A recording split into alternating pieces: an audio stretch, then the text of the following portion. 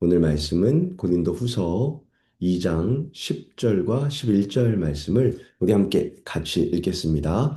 너희가 무슨 일이든지 누구에게 용서하면 나도 그리하고 내가 만일 무엇을 용서한 일이 있으면 용서한 그것은 너희를 위하여 그리스도 앞에서 한 것이니 이는 우리도 사탄에게 속지 않게 하려 함이라.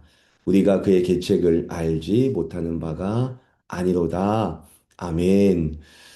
오늘 말씀의 제목은 용서는 영적 전쟁이다 라는 말씀으로 하나님의 말씀을 함께 나누고자 해요. 고린도 교회 안에는 여러 문제가 있었죠. 우리가 이미 고린도전서를 통해 보았듯이 음행의 문제도 있었고 서로 편을 가르며 다투는 문제도 있었습니다. 또 은사를 가지고 서로 자랑하며 싸우는 일도 있었죠. 그 중에는 교회가 징계까지 해야 했던 심각한 죄에 노출되는 사건도 있었어요. 그래서 고린도 교회는 그 사람을 책망하고 징계하는 결정을 내리기까지 했습니다. 그런데 시간이 지나면서 상황이 달라졌어요.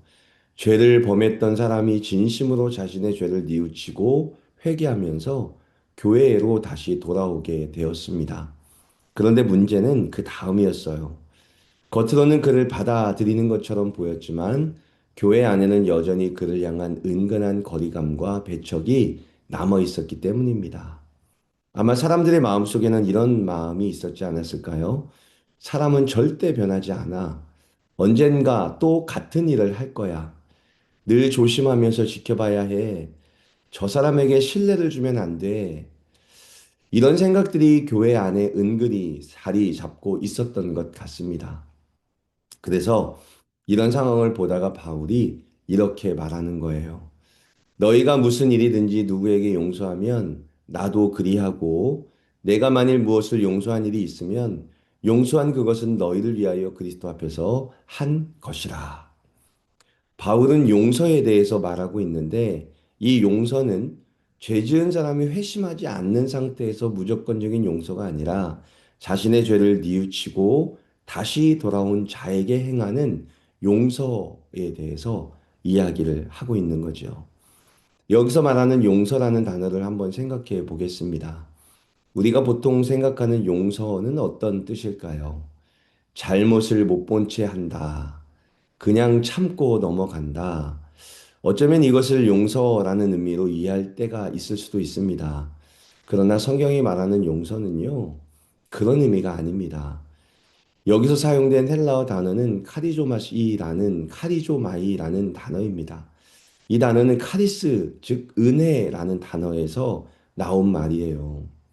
은혜로 베풀어 주시는 용서, 값없이 베푸는 용서, 관계를 회복시키는 용서를 의미하는 단어가 이 용서라는 단어죠. 즉, 용서란 단순히 참는 행동이 아닙니다. 은혜에서 나오는 행동이 이 용서라는 단어를 말하고 있습니다. 따라서 은혜를 경험한 사람만이 진짜 용서를 할 수 있다라는 뜻을 포함해요. 예수님 안에서 주어지는 진짜 은혜를 경험한 사람들의 마음에는 은혜와 평강이 넘치겠죠. 이미 이 은혜로 인해 마음이 채워졌기 때문에 내 밖에서 일어나는 일들이 그 사람의 평안을 쉽게 깨뜨리지 못합니다. 은혜로 가득한 사람은 그 은혜를 기준으로 다른 사람을 바라보게 되어 있습니다.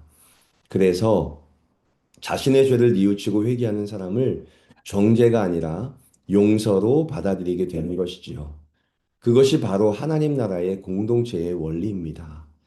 그래서 바울은 하나님의 은혜 안에 머무는 여러분, 어떤 사람이 예수 그리스도의 이름으로 진정으로 회개하고 뉘우쳐 다시 교회 안으로 돌아온다면 여러분이 하나님 안에서 받은 은혜로 기초로 하여 그 사람을 용서해 주십시오. 그것이 바로 하나님 나라 공동체의 원리입니다. 라고 말을 하고 있는 거죠. 사랑하는 성도 여러분, 평소에 하나님으로부터 받은 은혜가 우리의 마음을 가득 채웠으면 좋겠고, 그 은혜에 기인하여 잘못을 시인하고 회개하는 사람들을 진정으로 용서할 수 있는 너그러움이 우리 마음에 있었으면 좋겠습니다. 바울은 이렇게 진정한 은혜를 경험한 사람은 용서할 수 있다라고 말하면서 왜 용서해야 하는지에 대한 다른 방향에 대해서도 이야기를 하고 있어요. 11절 말씀입니다.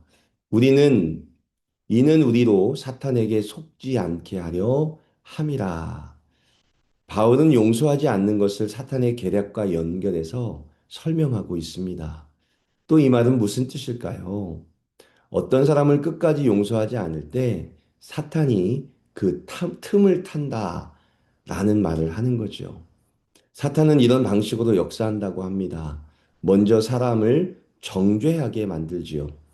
그리고 도무지 받아들이지 못하게 만듭니다. 그 결과 관계가 깨어지고 그 관계가 깨어진 교회는 반드시 분열이 일어나게 되어 있습니다.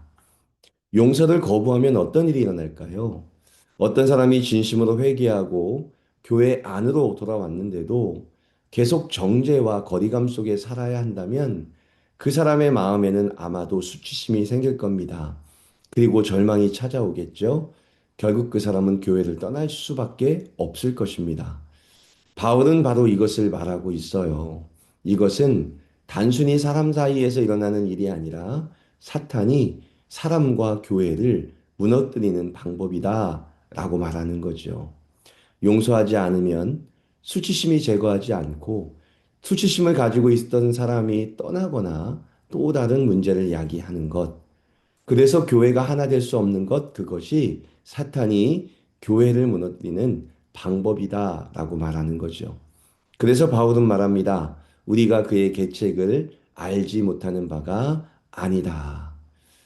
사탄의 전략은 분명합니다. 교회가 하나 되지 못하게 만드는 것, 그것이 계략이라고 말하고 있죠.